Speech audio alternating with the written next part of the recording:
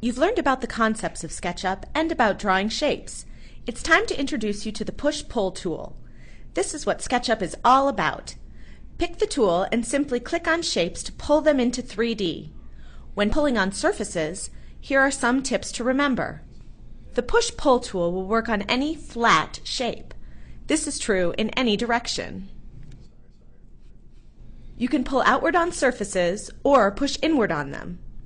When pulling surfaces, the tool will always pull and push in a direction that is perpendicular to the surface.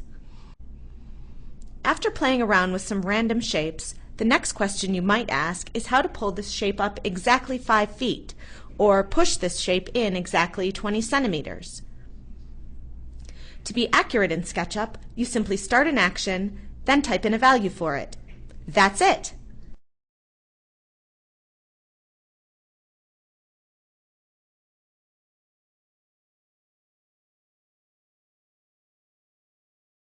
Start pulling this shape up, then type 5 feet and hit the Enter key. It snaps to exactly 5 feet. Start pushing this shape inward and type 20 cm for 20 centimeters. Hit the Enter key and it's done. You can enter metric or imperial units. Here are some examples.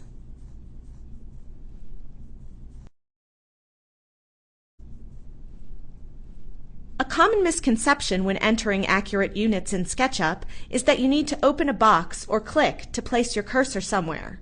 This is not true. You simply type the units and hit Enter, anytime with any tool. There is another way to be accurate with the push-pull tool. You can pull on one surface and infer to another.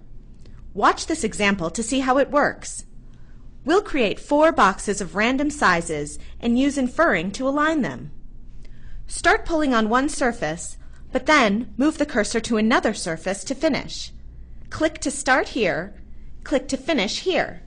Click to start, click to finish. Inferring makes this task easy. Consider that you can infer across and through other surfaces as well. You can infer to any edge or any surface you can see on screen.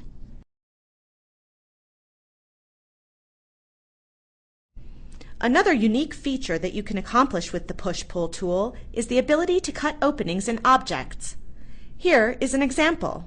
Create a box and draw some other shapes on one side. If you push these surfaces across to the other side of the box, they will be cut away entirely. The key to cutting an opening is making sure both surfaces are parallel and clear of any other edges.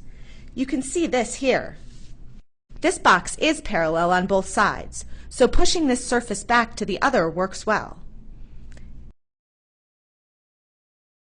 This object has a backside that is slanted, so these sides are not parallel and won't properly cut an opening. These sides are parallel, but orbiting to the back side shows an edge drawn across the surface.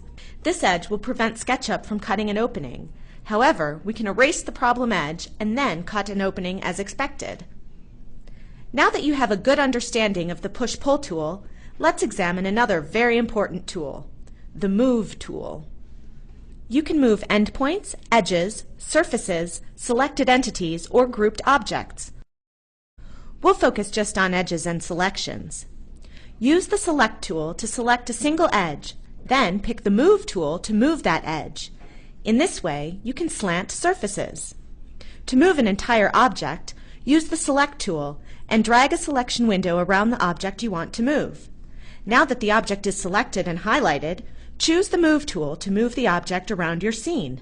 Learning to move well in SketchUp takes some practice, and we cover more tips and techniques in other videos, so be sure to look at more videos or help documentation about the Move tool to understand all about this versatile tool. Now that you understand the fundamentals about SketchUp, you are ready to try working and building in 3D. In the next video, we will show you 3 different methods to create a simple chair to give you some ideas you can use for your own projects.